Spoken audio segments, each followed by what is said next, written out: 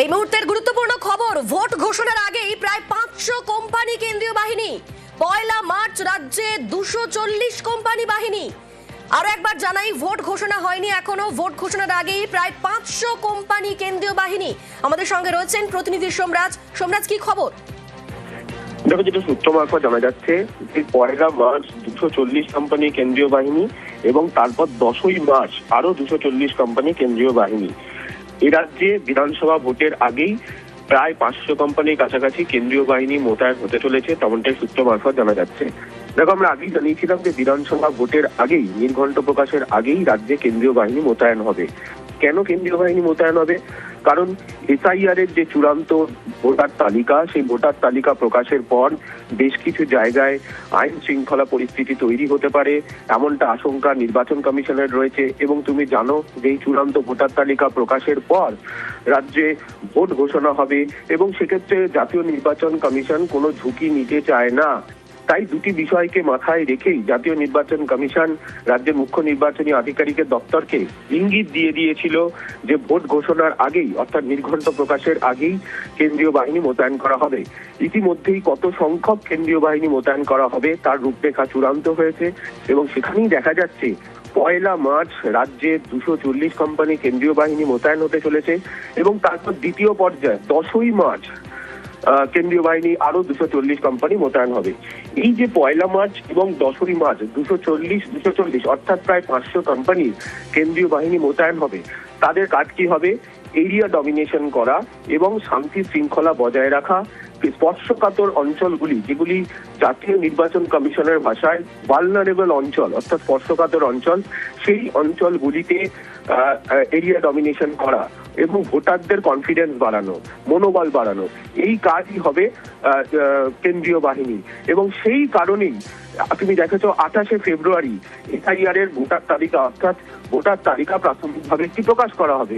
গতকালই supreme court সেই নির্দেশ কার্যত দিয়েছে, তারপরেও যদি সাপ্লিমেন্টারি লিস্ট প্রকাশ করা হবে, কিন্তু জাতীয় নির্বাচন কমিশনের তরফে এখানে ঝুঁকি নেওয়া হচ্ছে না। তার কারণ এসআইআর এর যখন শুনানি হয়েছে তখন বেশ কিছু জায়গায় শুনানি কেন্দ্রে ভাঙচুর, অশান্তি, এমনকি সরকারি সম্পত্তি নষ্টের মতো ঘটনা ঘটেছে।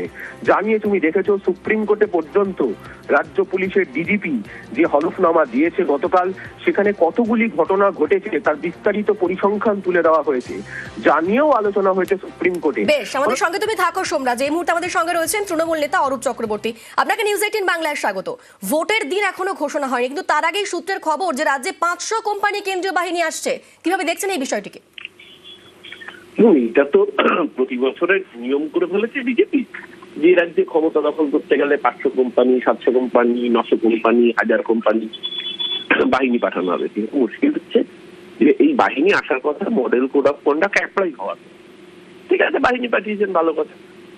শেষে বাহিনী তো ভোটটা দেবে না, ভোট দেবে বাংলার সাধারণ মানুষ, ভোট দেবে 10.5 কোটি মানুষ, যাদের জীবনকে নিরাপত্তা দিয়েছেন মমতা ব্যানার্জি। কত বড় বাহিনী পাঠিয়েছিল। আমার মনে হয় এবার শুধু কেন্দ্রীয় বাহিনী না পাঠিয়ে, ওই কদিন আগে রাশিয়া ভার্সেস ইউক্রেন যুদ্ধ হচ্ছিল, ওখান থেকে স্পেশাল বাহিনী নিয়ে আসুক। আর নইলে আরো ভালো হয়, কদিন আগে ভেনেজুয়েলাকে আক্রমণ করেছিল আমেরিকা, স্পেশাল কমান্ডো ফোর্স পাঠিয়ে ভেনেজুয়েলার রাষ্ট্রপতিকে রাতের অন্ধকারে আমেরিকা তুলে এনেছিল, ওই বাহিনীকে নিয়ে আসুক। আর রাষ্ট্রপুঞ্জের শান্তিরক্ষা বাহিনী। তাতেও বিজেপির ঘরগুলি আসবে না, কারণ ইলেকশনের বাহিনী ভোট দেবে না, ভোট দেবে বাংলার মানুষ। এই মানুষের রায় চতুর্থবার মামাটি মানুষের সরকার, মমতা বন্দ্যোপাধ্যায়ের নেতৃত্বে, ওই থেকে সেনাপতিত্বে এই সরকার গঠন শুধু সময়ের অপেক্ষা। ধন্যবাদ আপনাকে। এই মুহূর্তে আমাদের সঙ্গে রয়েছেন বিজেপি নেতা দেবজিৎ সরকার। তবে আপনি শুনলেন যে অরূপ চক্রবর্তী কি বললেন। যতই কেন্দ্রীয় বাহিনী রাজ্যে আসুক না কেন, আলটিমেটলি বাংলার মানুষ ভোট দেবে।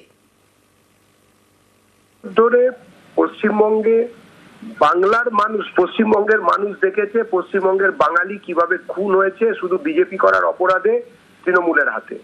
250-র ওপর লোক আমাদের গত 21 সালের নির্বাচনের পরে, আমাদের সদস্য সমর্থক 250-র ওপর তারা খুন হয়ে গেলেন।